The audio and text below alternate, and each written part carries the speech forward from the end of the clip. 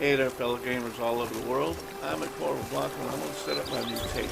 I want to share a couple things about them with you guys and girls, and I'm sure some of you will appreciate it. Personally, I don't use them in Blood and Wine, so I'm setting them up at the end of Blood and Wine to use in the base game. They're primarily against humans, not monsters. Again, the three I'm choosing. So here's my choices.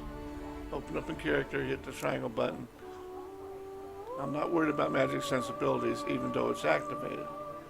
I'm gonna load up my favorites. Right there it is, Piercing Cold. Equipped with your art, it just wrecks multiple enemies. The other one's Deadly Counter. I prefer that, gives you a little extra edge in combat. Bloodbath, I don't like it because if you take damage, it's all gone. I'll take any Deadly Counter I can get. Need a little extra edge in combat with other humans.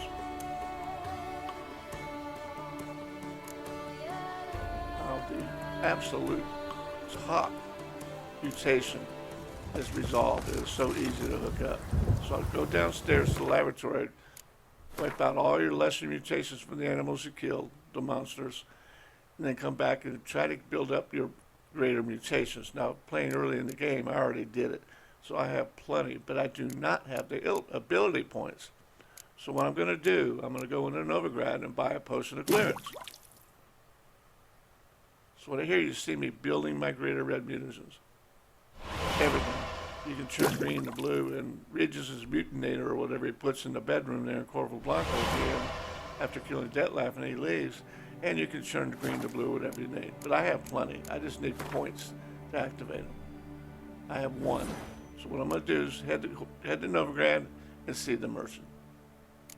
So far, so good? All right, then we're going to really get into the demonstration of how they work. This is simple. Go right to the merchants on the east side of the square below the passage floor and buy it. He always has it. Just leave and come back and he'll have it again.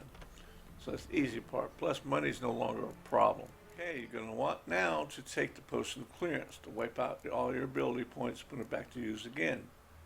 All you have to do is find an inventory and hit square to consume it. That's on PS4, that is. So that's it. My tree is wiped out. But I have a bunch of ability points. I believe 71. There it is, 71 ability points.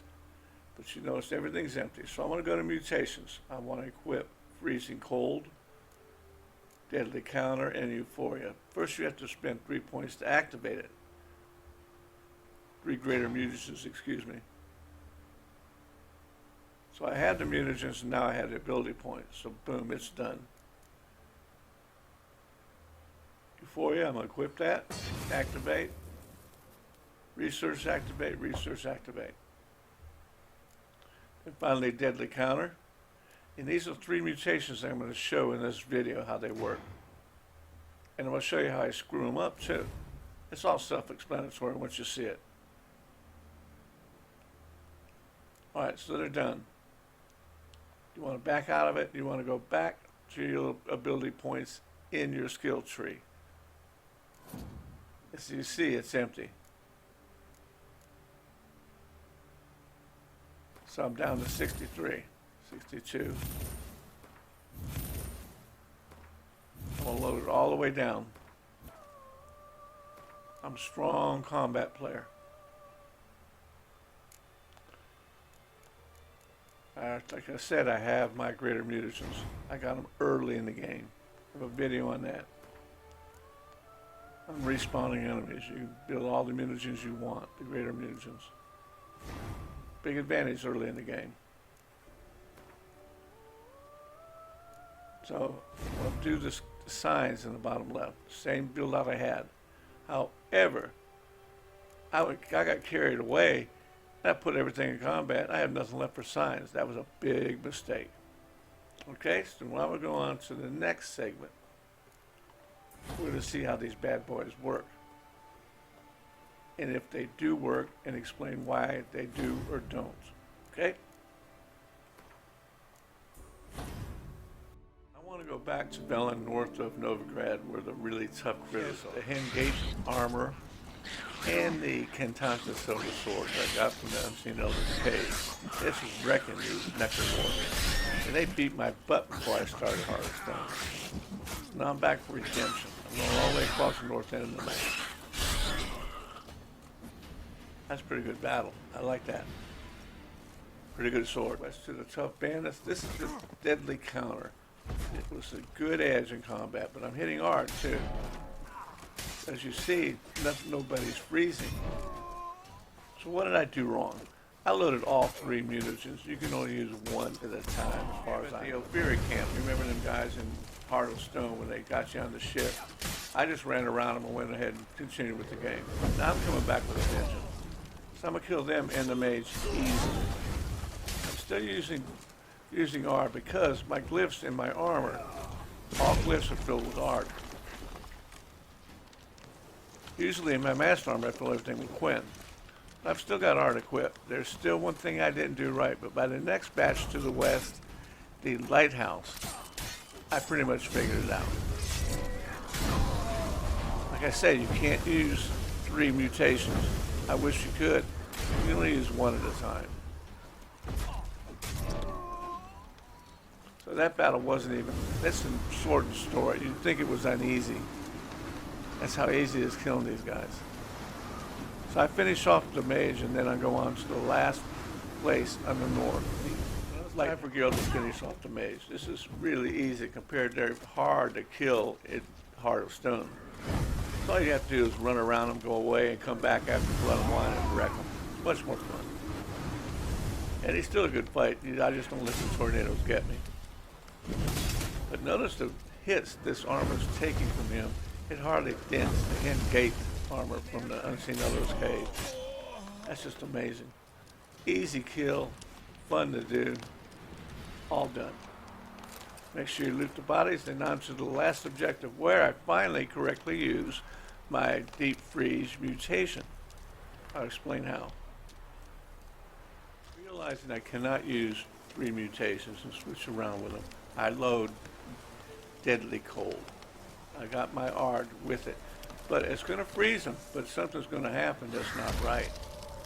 They're not falling down, they're just staying in place.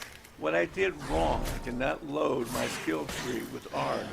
Once you load that with sweeping Ard, everything filled up to the max, it will blow the whole gang down and wreck them. It'll kill them in mass. But because I prefer to fight Blood and Wine without it, I never got to use it, and I didn't remember it, but now I did. You must load your skill tree. Easy to do, it really is.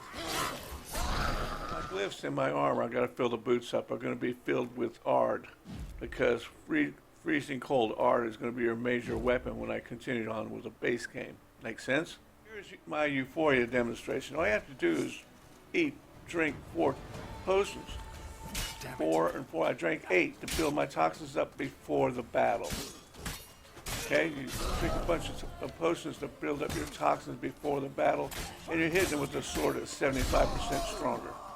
There's no other mutation that beats it. To me, it's my favorite over the freezing cold Ard, because it's bad to the bone. Right, here's a combination demonstration of the Hen Gaidth Armor that rebuilds your vitality after you kill an enemy at level 53 or above. I'm level 53, so it should be active. Plus I have Deadly Counter, and that's wrecking these guys. Nothing like fighting top level, top tier bandits like before. You see my health go right back up, my vitality bar? That was pretty neat. That was the armor that did that. I'm using the Deadly Counter to wreck these bandits.